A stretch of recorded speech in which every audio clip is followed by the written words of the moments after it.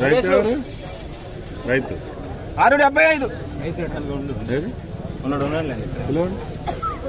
రవి 675 పోతున్నారా అయిపోయింది దగ్గరకు వచ్చింది 675 కొట్టేస్తా ఎందుకు 7 రూపాయలు 16,700 రూపాయలు 16,700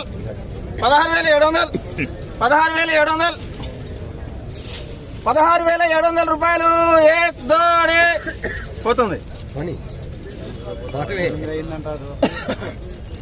16,700